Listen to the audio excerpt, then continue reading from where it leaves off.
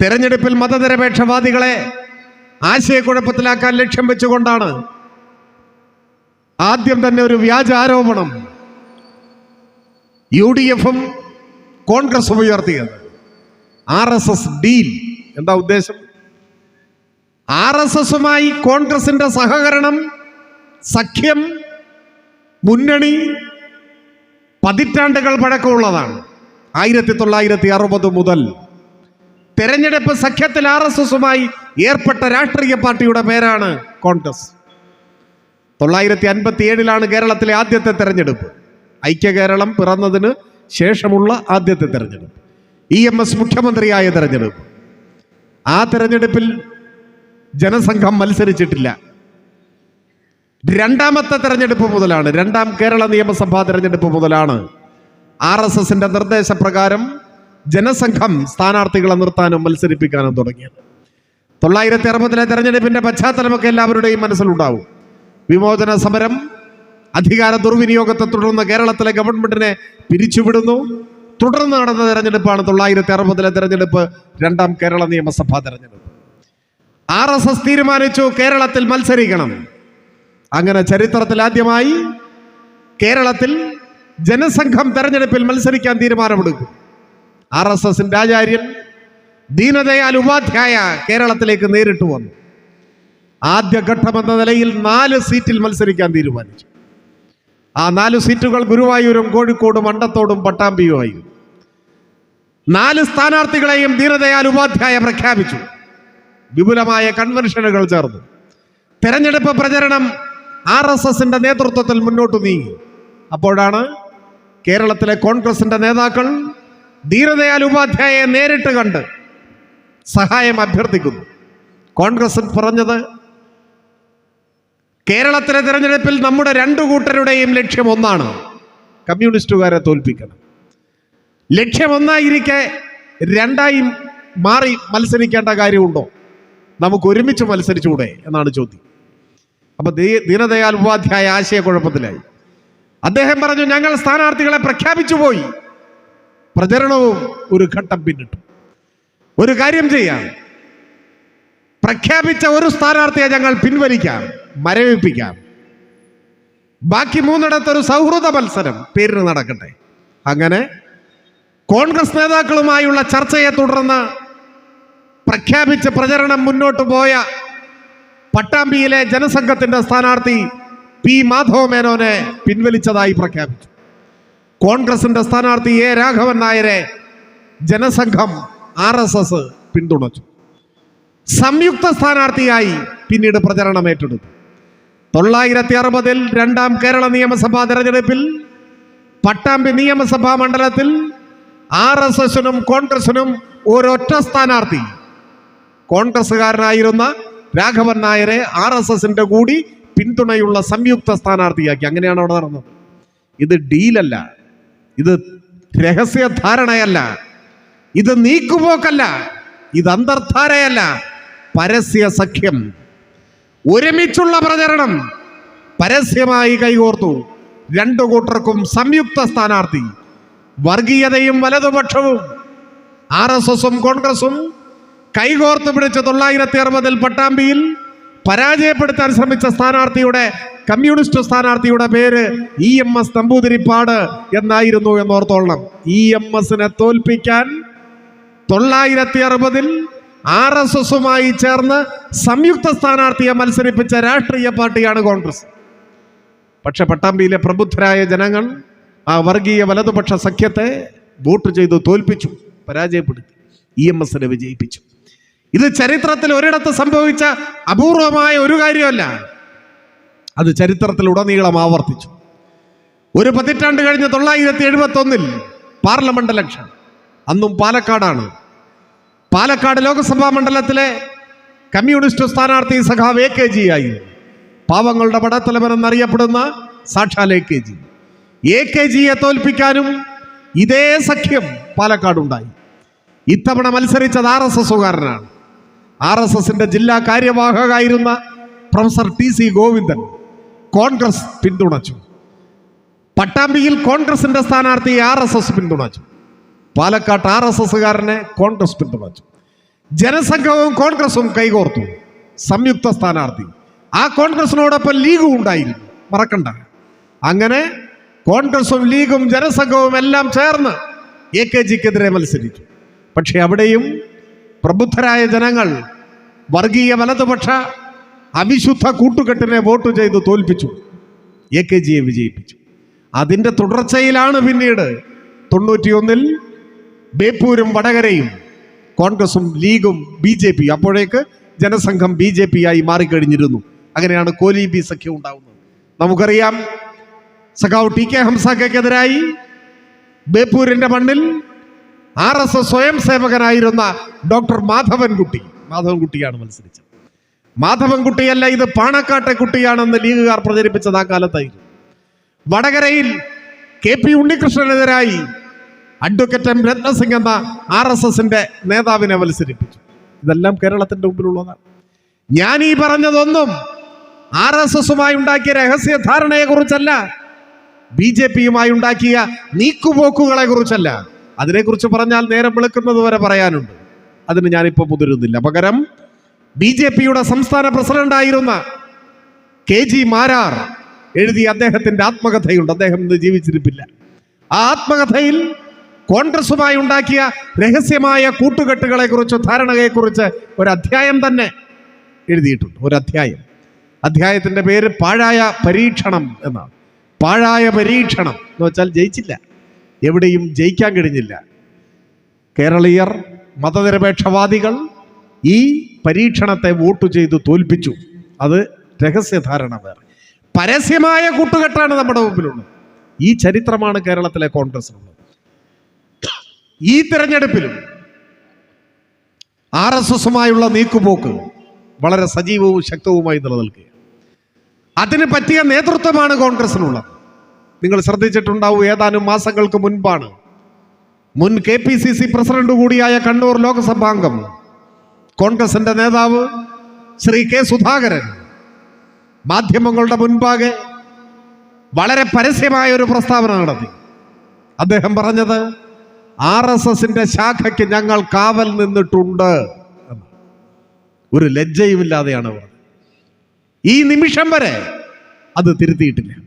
എന്തിനാണ് RSSന്റെ ശാഖയ്ക്ക് കാവൽ നിൽക്കുന്നത്? നിങ്ങൾ ആലോചിച്ചിട്ടുണ്ട്?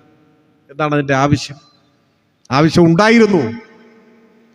RSS രൂപീകരിക്കുന്ന ഘട്ടത്തിൽ RSS രൂപീകരണത്തിന് ചുക്കാൻ പിടിച്ചവരിൽ ഒരാളായിരുന്ന ഡോക്ടർ മുഞ്ചെ ഇറ്റലിയിലേക്ക് പോയി മുസോളിനിയെ കണ്ട് ചർച്ച നടത്തുന്നുണ്ട്.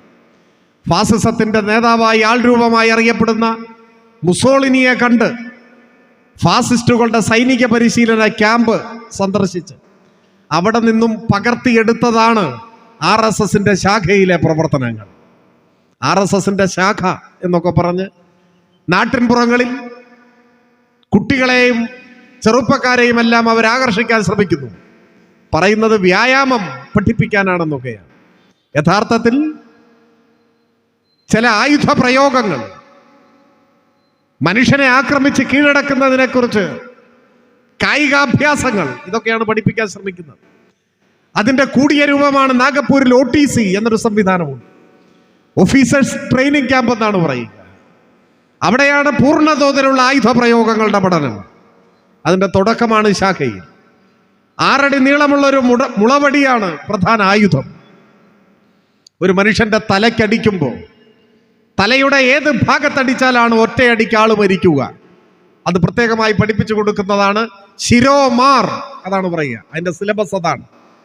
നിങ്ങൾ ഒരു മനുഷ്യനെ തലയ്ക്കടിക്കുമ്പോൾ തലയുടെ ഏത് ഭാഗത്താണ് അടിക്കേണ്ടത്, ഒറ്റയടിക്ക് ആൾ മരിക്കണമെങ്കിൽ എങ്ങനെ അടിക്കണം, ഇതൊക്കെ പഠിപ്പിച്ചു കൊടുക്കുന്നതാണ്. കഴുത്തിന് താഴെയാണ് അടിക്കുന്നതെങ്കിൽ അതിനാണ് അധോമാർ. അത് ഏത് ഭാഗത്താണ് അടിക്കേണ്ടത്, എവിടെയാണ് മർമ്മസ്ഥാനങ്ങൾ, ഇതൊക്കെ പഠിപ്പിച്ചു കൊടുക്കുന്നതാണ്. അപ്പോൾ ഒരു ഘട്ടത്തിൽ മലബാറിൽ, പ്രത്യേകിച്ച് വടക്കേ മലബാറിൽ ചിലയിടങ്ങളിൽ RSS ശാഖയും ആയുധ പ്രയോഗങ്ങളുമെല്ലാം സംഘടിപ്പിക്കാൻ കോപ്പുകൂട്ടിയപ്പോൾ ആ നാട്ടിലെ പുരോഗമനോത്സുക്കളായിട്ടുള്ള ചെറുപ്പക്കാർ, നാട്ടുകാരെല്ലാം വലിയൊരളവോളം കക്ഷി രാഷ്ട്രീയത്തിന് പോലും അതീതമായി അതിനെ പ്രതിരോധിക്കുന്ന നില വന്നു.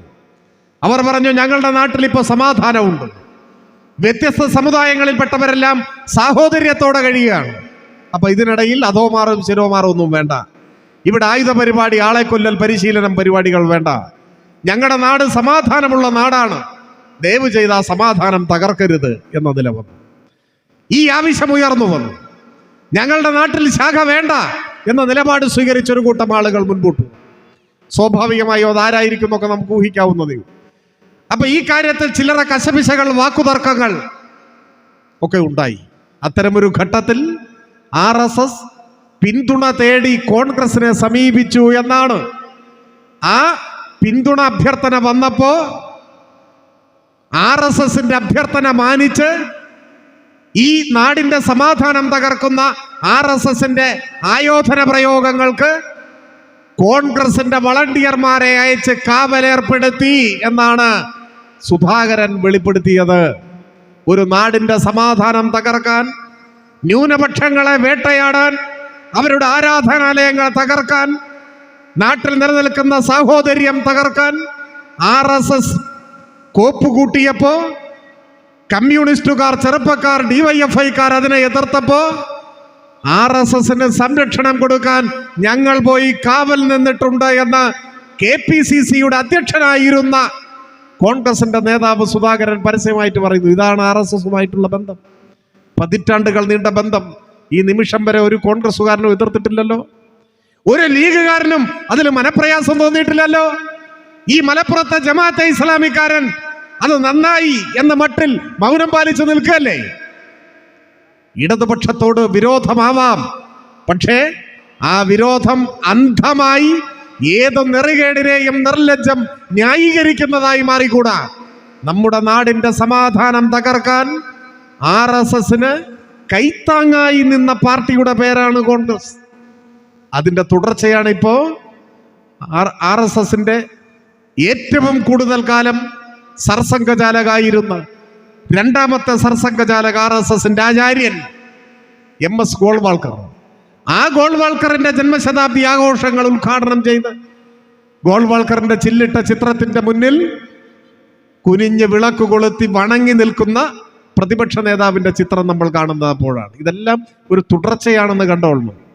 ഈ ഗോൾവാൾക്കറിന്റെ പ്രത്യേകത എന്താണ്? ഗോൾവാൾക്കറാണ് ഏറ്റവും കൂടുതൽ കാലം RSSന്റെ സർസംഘചാലകായിരുന്ന ആള്, അതിന്റെ നേതാവായിരുന്ന ആൾ. അയാളാണ് RSSന്റെ അടിസ്ഥാന ഗ്രന്ഥം എന്നറിയപ്പെടുന്ന വിചാരധാര എഴുതിയത്. അതിന്റെ മലയാള പരിഭാഷ ഇപ്പോഴും വിപണിയിൽ കിട്ടും. അത് വായിക്കണമെന്നൊന്നും ഞാൻ ആരോടും പറയുന്നില്ല. പക്ഷെ വായിച്ചാൽ ആരായിരുന്നു ഗോൾവാൾക്കർ എന്നും എന്തായിരുന്നു RSS എന്നും മനസ്സിലാക്കാൻ പറ്റും. ഇന്ത്യയുടെ ഭീഷണിയെ കുറിച്ച് അതിൽ ഗോൾവാൾക്കർ പറയുന്നുണ്ട്. പെട്ടെന്ന് കേൾക്കുമ്പോൾ തോന്നും അയൽ രാജ്യങ്ങളെ കുറിച്ചായിരിക്കും. അല്ല, ഇന്ത്യക്കകത്തുള്ള ഇന്ത്യയുടെ ഭീഷണി, ആഭ്യന്തര ഭീഷണി എന്നാണ് ആ ഭാഗത്തിന്റെ തലക്കെട്ട്. 3 ആഭ്യന്തര ഭീഷണികളെ കുറിച്ചാണ് പറയുന്നത്. 19, 20, 21 അധ്യായങ്ങൾ. 19ാമത്തെ അധ്യായത്തിന്റെ തലക്കെട്ട് ഇന്ത്യയുടെ ഏറ്റവും വലിയ ഭീഷണിയായി RSS കരുതുന്നത് ഗോൾവാൾക്കർ എഴുതുന്നു. ആ അധ്യായത്തിന്റെ 19ാം അധ്യായത്തിന്റെ തലക്കെട്ട് മുസ്ലിങ്ങൾ എന്നാണ്. മുസ്ലിങ്ങൾ ഇന്ത്യയുടെ ഏറ്റവും വലിയ ഒരു ഭീഷണിയായി RSS മുസ്ലിങ്ങളെ ചൂണ്ടിക്കാണിക്കുന്നു. ഒരധ്യായം മുഴുവൻ അതാണ്. 20ാമത്തെ അധ്യായം 2ാമത്തെ ഭീഷണി. ആ അധ്യായത്തിന്റെ തലക്കെട്ട് ക്രിസ്ത്യാനികൾ എന്നാണ്. ക്രിസ്ത്യാനികൾ 2ാമത്തെ ഭീഷണി. 21ാമത്തെ അധ്യായം ഇന്ത്യയുടെ 3ാമത്തെ ഭീഷണി. ആ അധ്യായത്തിന്റെ തലക്കെട്ട് കമ്മ്യൂണിസ്റ്റുകാർ എന്നാണ്. മുസ്ലിങ്ങളും ക്രിസ്ത്യാനികളും കമ്മ്യൂണിസ്റ്റുകാരും ഇന്ത്യയുടെ ഭീഷണിയാണെന്നും ഈ ഭീഷണി തുടച്ചു നീക്കേണ്ടതാണെന്നും പരസ്യമായി എഴുതി വെച്ച് ആഹ്വാനം ചെയ്ത ഇന്ത്യ കണ്ട എക്കാലത്തെയും ഏറ്റവും വലിയ വർഗീയവാദി MS ഗോൾവാൾക്കർ. ആ വർഗീയവാദിയുടെ ജന്മശതാബ്ദി ഉദ്ഘാടനം ചെയ്യാൻ കേരളത്തിലെ RSS കമ്മിറ്റി കൂടി തീരുമാനിച്ച് ക്ഷണിച്ച നേതാവിന്റെ പേരാണ് VD സതീശൻ.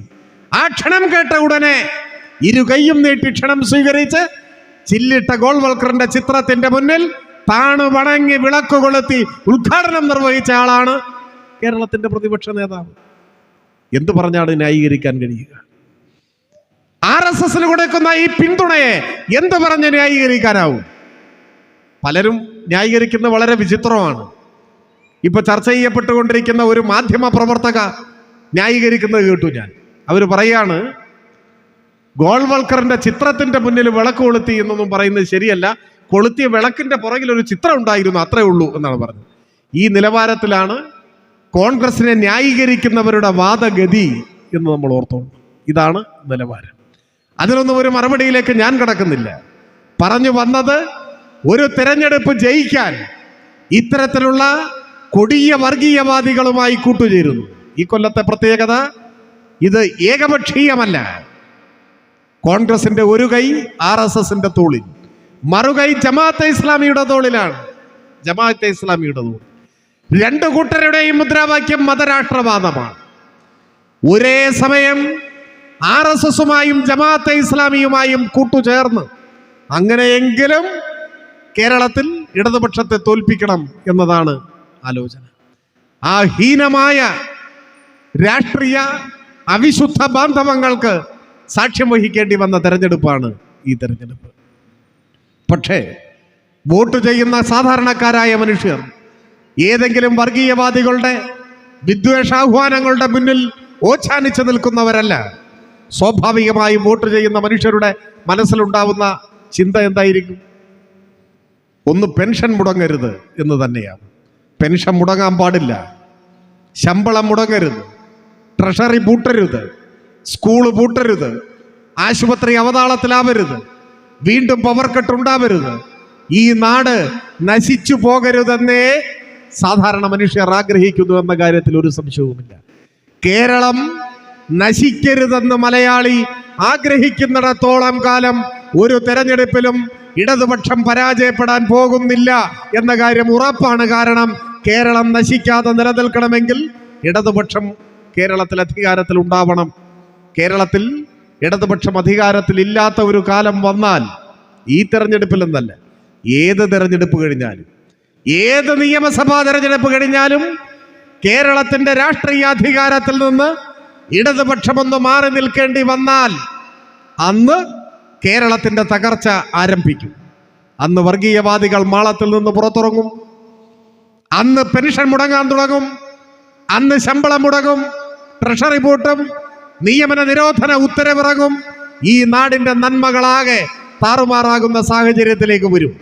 ഇത് വെറും ഒരു ആരോപണമായിട്ട് പറയുന്നതല്ല, ഇതാണ് നമ്മുടെ അനുഭവം, കേരളത്തിന്റെ അനുഭവം. 10 കൊല്ലം മുമ്പായതുകൊണ്ട് പലരും അത് മറന്നിട്ടുണ്ടാവും. എന്നാൽ 10 വർഷം മുൻപുള്ള കാര്യം ഓർമ്മയില്ലാത്തവർ ഇപ്പോ തെലങ്കാനയിലേക്കും കർണാടകയിലേക്കും നോക്കിയാൽ മതി, അവിടെ നമുക്ക് കാണാൻ പറ്റും.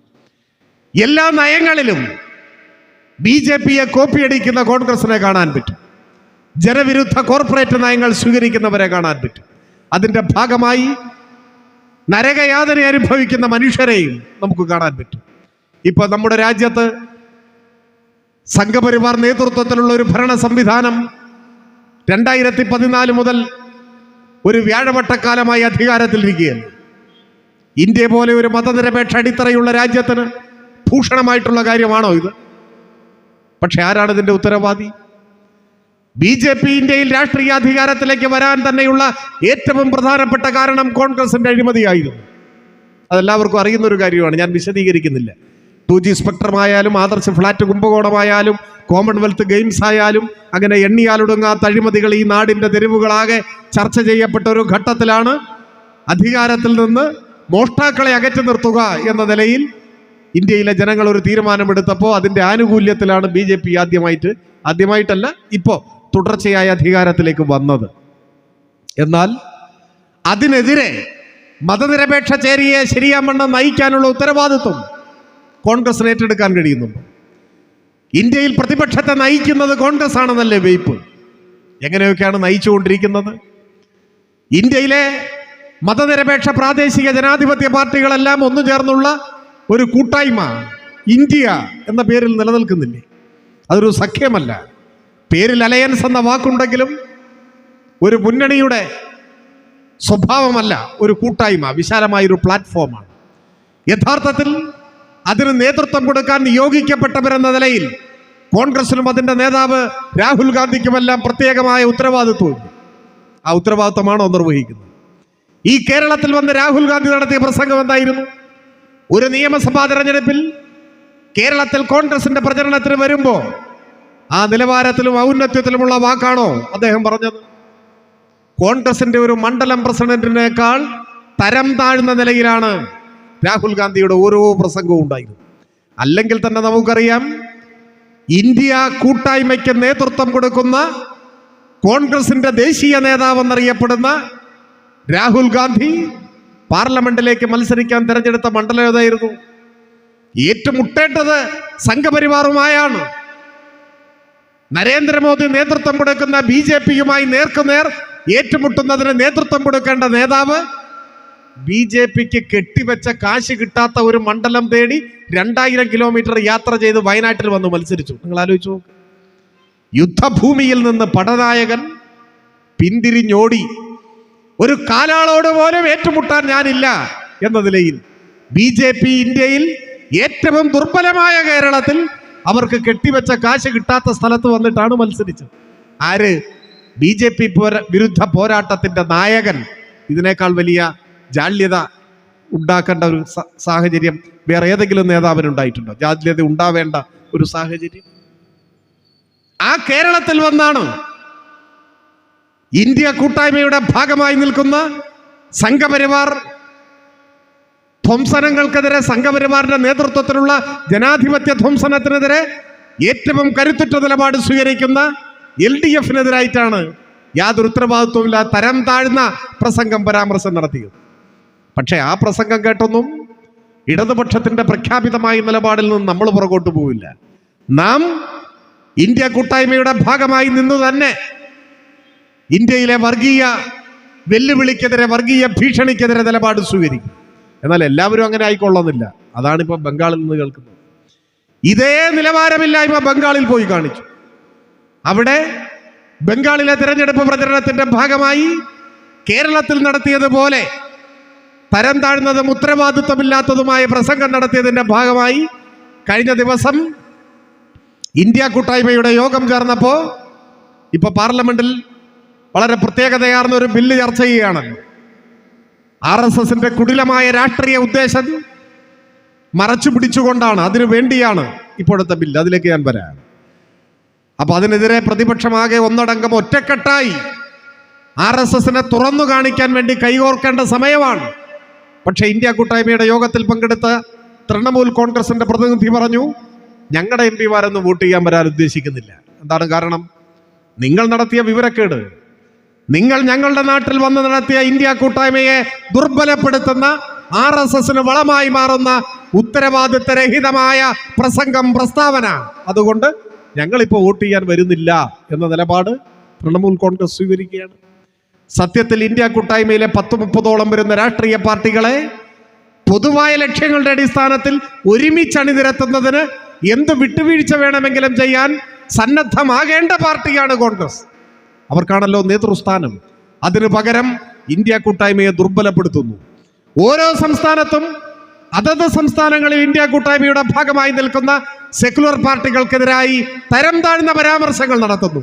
അതിന്റെ ഭാഗമായി ഇന്ത്യ കൂട്ടായ്മ ഇപ്പൊ ദുർബലപ്പെടുകയാണ്. അതാണ് ബംഗാളിൽ നിന്നും വരുന്ന വാർത്തകൾ സൂചിപ്പിക്കുന്നത്. ഞാൻ കൂടുതൽ ദീർഘിപ്പിക്കുന്നില്ല. പറഞ്ഞു വന്നത്, ഇതിനു മുൻപും രാഹുൽ ഗാന്ധിയുടെയും മുൻപ് രാജീവ് ഗാന്ധിയുടെ കാലത്ത് RSSുമായിട്ടുള്ള ദേശീയാടിസ്ഥാനത്തിലുള്ള നീക്കുപോക്കുകൾ ശക്തമായി വന്നൊരു കാലമാണ്. 1989 തിരഞ്ഞെടുപ്പിന്റെ മുൻപിലാണ് രാജീവ് ഗാന്ധി അദ്ദേഹത്തിന്റെ ഏറ്റവും അടുത്ത വിശ്വസ്തനായിരുന്ന നാഗപ്പൂരിലെ MP ബൻവാരിലാൽ പുരോഹിതിനെ RSSന്റെ സർസംഘചാലകന്റെ അടുത്തേക്ക് പറഞ്ഞയച്ചത്. എന്തിനാണ് പറഞ്ഞയച്ചത്? 1989 തിരഞ്ഞെടുപ്പിന്റെ പശ്ചാത്തലം എന്നൊക്കെ പറഞ്ഞാൽ എല്ലാവർക്കും അറിയാം. ഇന്ത്യയെ പിടിച്ചുകുലുക്കിയ ബൊഫോഴ്സ് കുംഭകോണത്തെ കുറിച്ചുള്ള ചർച്ച നടക്കുന്ന കാലമാണ്. കോൺഗ്രസിനകത്ത് വലിയ വെല്ലുവിളികൾ ഉയർന്നു വരുന്ന കാലമാണ്. അപ്പൊ അതിനൊക്കെ, ആ തെരഞ്ഞെടുപ്പിനൊക്കെ വളരെ മുമ്പ് ബൻവാരിലാൽ പുരോഹിതനെ പറഞ്ഞയക്കുകയാണ് തന്റെ വിശ്വസ്തനായ കോൺഗ്രസ് MPയെ RSSന്റെ സർസംഘചാലകന്റെ അടുത്തേക്ക്. തെരഞ്ഞെടുപ്പിൽ ഞങ്ങളെ സഹായിക്കണം, പിന്തുണയ്ക്കണം. പകരം ബാബറി മസ്ജിദിൽ ശിലാന്യാസം നടത്താൻ അനുവാദം നൽകാം. ഇതാണ് ആ ശിലാന്യാസം നടത്താൻ RSSന് ഓഫർ വയ്ക്കുന്നത് ബൻവാരിലാൽ പുരോഹിതാണ്. അതിനെ തുടർന്നാണ് ബാബറി മസ്ജിദിനകത്ത് ശിലാന്യാസം നടന്നത്. അത് കേരളത്തിലാകെ വലിയ കോളിളക്കമുണ്ടാക്കി, വലിയ ചർച്ചാ വിഷയമായി മാറി. അന്ന് ചന്ദ്രിക എഴുതിയ വാർത്ത എനിക്ക് ഇപ്പോഴും ഓർമ്മയുണ്ട്. ചന്ദ്രിക ആധികാരികമായി പറഞ്ഞു ശിലാന്യാസം നടന്നത് ബാബറി മസ്ജിദിൽ അല്ല എന്ന് പറഞ്ഞ് മുസ്ലിം ലീഗിലെ മുഴുവൻ അണികളെയും വഞ്ചിച്ച അനുഭവം നമ്മുടെ മുമ്പിലുണ്ട്. ആ ബൻവാരിലാൽ പുരോഹിത് അധികം വൈകുന്നതിന് മുൻപ് രാമജന്മഭൂമി ക്യാമ്പയിൻ കമ്മിറ്റിയുടെ നേതൃസ്ഥാനം ഏറ്റെടുക്കുകയും BJP-യിൽ ചേരുകയും ചെയ്തു എന്നുകൂടി നമ്മൾ മനസ്സിലാക്കണം. ആ കാലം മുതലേ RSSുമായിട്ടുള്ള കോൺഗ്രസിന്റെ നീക്കുപോക്കുകളും ധാരണയും സന്ധിയും ഒക്കെയാണ് നമ്മുടെ രാജ്യത്തെ മതനിരപേക്ഷതയെ ആഴത്തിൽ പരിക്കേൽപ്പിച്ചത് എന്ന ചരിത്ര യാഥാർത്ഥ്യം നമ്മുടെ മുൻപിൽ നിൽക്കുന്നുണ്ട്. അതിന്റെ തുടർച്ചയെന്ന് വേണമെങ്കിൽ ഭയാശങ്കകളോടുകൂടി കാണേണ്ടതാണ്. ഇന്ത്യ കൂട്ടായ്മ എന്ന നിലയിൽ ഇന്ത്യയിലെ 10-30ഓളം ചെറുതും വലുതുമായ രാഷ്ട്രീയ പാർട്ടികൾ ഒരുമിച്ച് നിന്ന് BJP-ക്കെതിരെ, സംഘപരിവാരത്തിനെതിരെ, RSSന്റെ മതരാഷ്ട്രവാദത്തിനെതിരെ യോജിച്ച് ശബ്ദമുയർത്തുമ്പോൾ ആ കൂട്ടായ്മയെ ദുർബലപ്പെടുത്താൻ നിർഭാഗ്യവശാൽ കൂട്ടായ്മയ്ക്ക് നേതൃത്വം കൊടുക്കേണ്ട കോൺഗ്രസിന്റെ തന്നെ നേതാവ് രാഹുൽ ഗാന്ധി ഒരു കോൺഗ്രസ് മണ്ഡലം പ്രസിഡന്റിന്റെ നിലവാരം പോലും കാണിക്കാതെ കേരളത്തിലും ബംഗാളിലും എല്ലാം വായിൽ തോന്നുന്നു വിളിച്ചു പറഞ്ഞുകൊണ്ട് നടക്കുകയാണ്. നേരത്തെ ഞാൻ പറഞ്ഞു, കേരളത്തിൽ ഇനി എന്തു പറഞ്ഞാലും CPIM ആണ്, ഇടതുപക്ഷമാണ്, നമ്മുടെ രാഷ്ട്രീയ ഉത്തരവാദിത്വങ്ങൾ നമ്മൾ മറക്കില്ല. ഇന്ത്യ കൂട്ടായ്മ ഉണ്ടായത് കൊണ്ടല്ല സംഘപരിവാരത്തിനെതിരായ നിലപാട് CPIM സ്വീകരിക്കുന്നത്. RSSന്റെ രൂപീകരണം മുതൽ ഇന്ത്യയിലെ കമ്മ്യൂണിസ്റ്റുകാർ സംഘപരിവാർ ഭീകരതയെ RSSനെ എതിർത്തു പോന്നിട്ടുണ്ട്. നാടിന്റെ മതനിരപേക്ഷതയ്ക്ക് അത് അപകടമാണ് എന്ന തിരിച്ചറിവ് കൊണ്ടാണ്. അതുകൊണ്ട് രാഹുൽ ഗാന്ധി വിവരക്കേട് പറഞ്ഞു വരുത്തി നമ്മുടെ നിലപാടൊന്നും മാറാൻ പോകുന്നില്ല. പക്ഷേ തൃണമൂൽ കോൺഗ്രസിനെ അങ്ങനെ കാണാൻ പറ്റില്ല. BJP ഗവൺമെന്റിൽ മന്ത്രിയായിരുന്ന ആളാണ് മമതാ ബാനർജി. അവർക്ക് അത്രയേ ഉള്ളൂ. ഇപ്പം മതനിരപേക്ഷ നിലപാടിന്റെ ഒപ്പം നിൽക്കുന്നു, അത്രയും നല്ലത്. നാളെ നിൽക്കുമോ ഒരു ഉറപ്പുമില്ല. അപ്പൊ അവിടെ പോയി 4 തെറി വിളിച്ച് അവരെ BJP-യോടൊപ്പമാക്കിയാലോ? ആ ഉത്തരവാദിത്വ രാഹിത്യമാണ് രാഹുൽ ഗാന്ധി എന്ന രാഷ്ട്രീയം അങ്ങാടി മരുന്നാണോ പച്ചമരുന്നാണോ എന്നറിയാത്ത നിർഭാഗ്യവശാൽ ഒരു നേതാവിന്റെ ഭാഗത്തുനിന്നും ഉണ്ടാവുന്നത്. അത് ഇന്ത്യയിലെ മതനിരപേക്ഷ കൂട്ടായ്മയ്ക്ക് ഭീഷണിയായി മാറിയിരിക്കുകയാണ്. ഞാൻ കൂടുതൽ അത്തരം കാര്യങ്ങളിലേക്ക് കടന്നു പോകുന്നില്ല. ഞാൻ പറഞ്ഞു വന്നത്, ഈ ഘട്ടം നമ്മുടെ രാജ്യത്തെ സംബന്ധിച്ചിടത്തോളം വളരെ പ്രാധാന്യമേറിയ ഒരു സന്ദർഭമാണ്. പാർലമെന്റിൽ വനിതകളുടെ ശതമാനം വർദ്ധിപ്പിക്കുന്നതിന് വേണ്ടിയല്ല ഇപ്പൊ ബില്ല് കൊണ്ടുവരുന്നത്. ചിലരുടെ ധാരണ എങ്ങനെയാണ്? ഇപ്പൊ കോൺഗ്രസിൽ തന്നെ ചിലർ രഹസ്യമായി പറയുന്നുണ്ടോ, നമ്മൾ ചെയ്യാത്തത് കൊണ്ടല്ലേ ഇപ്പോ BJP ചെയ്യുന്നത്. അത് ശരിയാണ്. പതിറ്റാണ്ടുകൾ അധികാരത്തിലിരുന്ന സമയത്ത് ഈ വനിതാ സംവരണ ബിൽ പാസാക്കിയിരുന്നെങ്കിൽ ഇന്ത്യൻ പാർലമെന്റിൽ, സംസ്ഥാന നിയമസഭകളിൽ നിശ്ചിത എണ്ണം വനിതകളുടെ സാന്നിധ്യം ഉറപ്പുവരുത്താൻ നിയമം കൊണ്ടുവന്നിരുന്നെങ്കിൽ താൽക്കാലികമായെങ്കിലും ഈ അപകടം ഇപ്പോൾ ഒഴിവായി പോയേനെ. അത് ചെയ്തില്ല. ഇന്ത്യയിലെ സ്ത്രീകളെ വഞ്ചിച്ചു കോൺഗ്രസ്. ഇപ്പോൾ കേരളത്തിൽ തദ്ദേശ സ്വയംഭരണ സ്ഥാപനങ്ങളിലേക്ക് തെരഞ്ഞെടുപ്പ് നടക്കുമ്പോൾ 50%-ലധികം വനിതകളല്ലേ ആണ്. എങ്ങനെ വന്നു? മുനിസിപ്പാലിറ്റിയിൽ, പഞ്ചായത്തിൽ, ജില്ലാ പഞ്ചായത്തിൽ ഒക്കെ പകുതിയിൽ കൂടുതൽ വനിതകളുണ്ട്. എങ്ങനെ വന്നു? ചില UDF-കാർ പറയും പഞ്ചായത്ത് രാജ് നഗരപാലിക നിയമം മറ്റേ ഭേദഗതി അല്ല. ഏത് ഭേദഗതിയുടെ ഭാഗമായി വന്നാലും 33% മതി, അതിന്റെ വിലയ്ക്ക് വേണ്ട. എന്നാൽ കേരളത്തിൽ 33%അല്ല, 50%. ഇതിവിടെ മാത്രമേ ഉള്ളൂ കേട്ടോ. ഇന്ത്യയിൽ എല്ലാ സംസ്ഥാനങ്ങളിലും ഇങ്ങനെയാണെന്ന് ആരും കരുതണ്ട. ഇവിടെ ഇങ്ങനെയായി? നമ്മൾ അധികാരത്തിലിരിക്കുമ്പോൾ കേരള നിയമസഭ തീരുമാനിച്ചു, കേരളത്തിലെ തദ്ദേശ സ്ഥാപനങ്ങളിലേക്കുള്ള തിരഞ്ഞെടുപ്പിൽ 50%-ൽ കുറയാത്ത സംവരണം വനിതകൾക്കുണ്ടാവണം. 50-ൽ അത്രയും കുറയാൻ പാടില്ല. അതാണ്. അപ്പൊ ചിലർ ചോദിക്കും, എന്നാ പിന്നെ നിയമസഭയിൽ തീരുമാനിച്ചുകൂടെ? അതിന് അധികാരമില്ല. നിയമസഭയിലും പാർലമെന്റിലും ഇത് സാധ്യമാവണമെങ്കിൽ പാർലമെന്റ് നിയമം പാസ്സാക്കണം.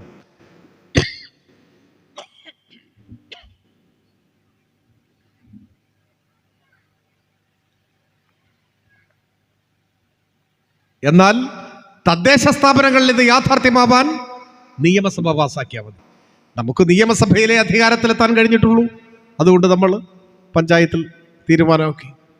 നിയമസഭയിലും പാർലമെന്റിലും തീരുമാനമാണെങ്കിൽ പാർലമെന്റിൽ പാസ്സാക്കണം. വനിതാ സംവരണത്തിന് വേണ്ടി തന്നെ നമ്മൾ നിലകൊള്ളുന്നു. പക്ഷെ ഇപ്പോഴത്തെ നീക്കം എന്താണ്? ഇപ്പോഴത്തെ നീക്കം വനിതാ സംവരണത്തിന്റെ പേരിൽ പാർലമെന്റിലെയും സംസ്ഥാന നിയമസഭകളിലെയും ലോകസഭാംഗങ്ങളുടെയും നിയമസഭാംഗങ്ങളുടെയും എണ്ണത്തിൽ വലിയ വർധനവുണ്ടാക്കുക. 544 അംഗങ്ങളുള്ള ഇന്ത്യൻ പാർലമെന്റ് ലോകസഭ ഇനി 800-ലധികം അംഗങ്ങളുള്ളതായിട്ട് മാറും. അപ്പോഴോ മണ്ഡല പുനർനിർണയം വരും, എംപിമാരുടെ എണ്ണം കൂടുമ്പോഴോ പതിറ്റാണ്ടുകൾക്ക് മുൻപ് മുതൽ രാജ്യത്തിന്റെ ക്ഷേമത്തിന് വേണ്ടി ജനപ്പെരുപ്പം നിയന്ത്രിക്കണമെന്നും ജനസംഖ്യാ വർധനവ് തടയണമെന്നും കുടുംബാസൂത്രണത്തിന്റെ പാതയിൽ മുൻപോട്ട് പോകണമെന്നും ദേശീയ നേതാക്കൾ ഭരണാധികാരികൾ ആഹ്വാനം ചെയ്തതനുസരിച്ച് രാജ്യത്തിന്റെ പുരോഗതിക്ക് വേണ്ടി ജനപ്പെരുപ്പം നിയന്ത്രിച്ച ഒരു നാടാണ് കേരളം. ഇപ്പൊ നമ്മുടെ നാട്ടിൽ ജനസംഖ്യ കുറഞ്ഞു വരികയാണ്, വളരെ കുറവാണ്. പണ്ടൊക്കെ 1ാം ക്ലാസ്സിൽ ചേരുന്ന കുട്ടികളുടെ എണ്ണം 5 ലക്ഷമായിരുന്നു, 5 ലക്ഷം. ഇപ്പൊ 4 ലക്ഷം ഇല്ല, 3.5 ലക്ഷത്തിന്റെ താഴേക്ക് പോകുന്നു എന്നാണ് കണക്കുകൾ സൂചിപ്പിക്കുന്നത്. അപ്പൊ ഇവിടെ ജനപ്പെരുപ്പം നമ്മൾ നല്ലതുപോലെ നിയന്ത്രിച്ചു. രാഷ്ട്ര പുരോഗതിക്ക് ജനപ്പെരുപ്പം തടസ്സമാണ് എന്ന് നമ്മുടെ രാജ്യം തീരുമാനിച്ചപ്പോൾ അന്നത്തെ ഭരണാധികാരികളുടെ ദേശീയ നേതാക്കളുടെ ആഹ്വാന പ്രകാരം നമ്മൾ ജനപ്പെരുപ്പം നിയന്ത്രിച്ചു, ജനസംഖ്യാ വർധനവൊക്കെ നിയന്ത്രിച്ചു നമ്മൾ. എന്നാൽ ഉത്തരേന്ത്യക്കാർക്ക് എന്താണ് ജനസംഖ്യ എന്ന് പോലും ഇതുവരെ മനസ്സിലായിട്ടില്ല. അവര് അക്ഷരം എഴുതാനും വായിക്കാനും ഒക്കെ പഠിച്ചു വരുന്നേ ഉള്ളൂ. അവർ നിയന്ത്രിക്കാനും പോയില്ല, ഒന്നും പോയില്ല. അതവിടെ ജനപ്പെരുപ്പം അതേപോലെ തുടർന്ന് വരികയാണ്. അതുകൊണ്ടോ ഇപ്പൊ പുതിയ തീരുമാനം വരുമ്പോ ജനപ്പെരുപ്പം നിയന്ത്രിച്ച ജനസംഖ്യാ വർധനവ് നിയന്ത്രണ വിധേയമാക്കിയ മാതൃകാ നാടുകൾ എന്ന് വെച്ചാൽ കേരളം ഇതിന്റെ ഭാഗമായി വലിയ നഷ്ടം സംഭവിക്കുന്ന നാടായി മാറും. ഉത്തരേന്ത്യൻ സംസ്ഥാനങ്ങൾക്ക് ഇന്ത്യ ആര് ഭരിക്കണം എന്ന് കാലങ്ങളോളം തീരുമാനിക്കാൻ കഴിയും. BJPയുടെ ശക്തി കേന്ദ്രങ്ങൾ സ്വാഭാവികമായും സാക്ഷരത കുറഞ്ഞ ഇന്ത്യയിൽ ഏറ്റവും പുറകിൽ നിൽക്കുന്ന സംസ്ഥാനങ്ങളാണ്. അവിടങ്ങളിൽ ഇന്ത്യൻ പാർലമെന്റിന്റെ സ്വഭാവത്തെ നിർണയിക്കാൻ കഴിയുന്ന അത്ര പാർലമെന്റ് അംഗങ്ങളെ ആ പ്രദേശങ്ങളിൽ കിട്ടും. കേരളം പോലെയുള്ള നാടുകൾ ജനസംഖ്യാ നിയന്ത്രണം കർശനമായി പാലിച്ചതിന്റെ ഭാഗമായി പുറകിലേക്ക് പോകും, ശിക്ഷിക്കപ്പെടും. ഈ കൗശലമാണ് ഇപ്പോൾ ഉപയോഗിക്കാൻ ശ്രമിക്കുന്നത്. അതിനെതിരെ ഉൾപ്പെടെ ശക്തമായ നിലപാട് സ്വീകരിച്ചുകൊണ്ടാണ് നമ്മുടെ രാജ്യത്തെ മതനിരപേക്ഷ ജനാധിപത്യ ശക്തികൾ മുൻപോട്ട് പോകുന്നത്. ഞാൻ കൂടുതൽ നീട്ടിക്കൊണ്ടുപോകുന്നില്ല. പറഞ്ഞു വന്നത് വരാനിരിക്കുന്ന നാളുകൾ കൂടുതൽ സമരസാന്ദ്രമായിരിക്കും. നമ്മുടെ രാജ്യത്ത് അധ്വാനിക്കുന്ന ജനവിഭാഗങ്ങൾ, തൊഴിലാളികൾ, ഇപ്പോൾ നോയിഡയിലെ കാര്യങ്ങളെല്ലാം നമ്മുടെ മുമ്പിലുണ്ട്, വലിയ ഭീഷണിയെ നേരിടുന്നു. ഇന്ത്യയിലെ കർഷക വിരുദ്ധ നിയമങ്ങളുടെ പൊല്ലാപ്പ് അനുഭവിച്ചു കൊണ്ടിരിക്കുന്നു. എക്കാലവും അധികാരം ശാശ്വതമായി നിലനിർത്തുന്നതിന് ഇന്ത്യൻ ജനാധിപത്യത്തെ അട്ടിമറിക്കാൻ വനിതാ സംവരണം എന്ന ലേബലിന്റെ പിന്നിൽ ഇത്തരത്തിലുള്ള ഗൂഢ പദ്ധതികൾ ഇന്ത്യയിലെ സംഘപരിവാരം നടപ്പിലാക്കാൻ ശ്രമിക്കുന്നു. ആ സാഹചര്യത്തിൽ മതനിരപേക്ഷതയും ജനാധിപത്യവും എല്ലാം സംരക്ഷിക്കാൻ വലിയ സമരങ്ങൾ നമ്മുടെ നാട്ടിൽ ഉയർന്നു വരേണ്ടതായിട്ടുണ്ട്. നമ്മുടെ രാജ്യത്ത് നിർഭാഗ്യവശാൽ അതിന് നേതൃത്വം കൊടുക്കാൻ കഴിയുന്ന ആർജവമോ ദീർഘവീക്ഷണമോ കോൺഗ്രസിനില്ല, നേതൃത്വവും കോൺഗ്രസിനില്ല. വിവരമുള്ള ഒരു 4 പേർ കോൺഗ്രസിന്റെ നേതൃത്വത്തിൽ ഉണ്ടായിരുന്നെങ്കിൽ എത്ര നന്നായിരുന്നു എന്ന് ആഗ്രഹിക്കാൻ മാത്രമേ നമുക്ക് കഴിയൂ, മറ്റൊന്നും നമുക്ക് സാധിക്കില്ല. അതുകൊണ്ട് ഉള്ള ശക്തി ഉപയോഗിച്ച് നമ്മുടെ രാജ്യത്ത് ഇടതുപക്ഷം ഈ രാജ്യത്തെ തകർക്കാനുള്ള ഭരണകൂട നീക്കങ്ങൾക്കെതിരായി ശക്തിമത്തായ പോരാട്ടങ്ങൾക്ക് നേതൃത്വം കൊടുക്കുമ്പോൾ സ്വാഭാവികമായും ഇടതുപക്ഷത്തിന്റെ ശക്തി കേന്ദ്രമെന്നറിയപ്പെടുന്ന കേരളത്തിലും അത്തരം സമരങ്ങളിൽ വർദ്ധിത വീര്യത്തോടെ അണിനിരക്കാൻ എല്ലാ വിഭാഗം ജനങ്ങളെയും പങ്കെടുപ്പിക്കാൻ നിങ്ങളെല്ലാം മുന്നിട്ടിറങ്ങണമെന്ന് ഞാൻ അഭ്യർത്ഥിക്കുകയാണ്. ആ സമരങ്ങൾക്കെല്ലാം കരുത്തു പകരാൻ തീർച്ചയായും ഉമ്മർ മാഷുടെയും പുള്ളിയിൽ ചേക്കുവാക്കയുടെയും അതുപോലെ പാലളി കുഞ്ഞാമാക്കയുടെയും എല്ലാം ഓർമ്മകൾ നമുക്ക് കരുത്തു പകരും എന്ന കാര്യത്തിൽ സംശയമില്ല. അവരുടെ എല്ലാം മരണമില്ലാത്ത ഓർമ്മകൾക്ക് മുൻപിൽ ശിരസ് കുനിച്ചുകൊണ്ട് ഞാൻ എൻ്റെ എളിയ വാക്കുകൾ അവസാനിപ്പിക്കുന്നു. അഭിവാദനം.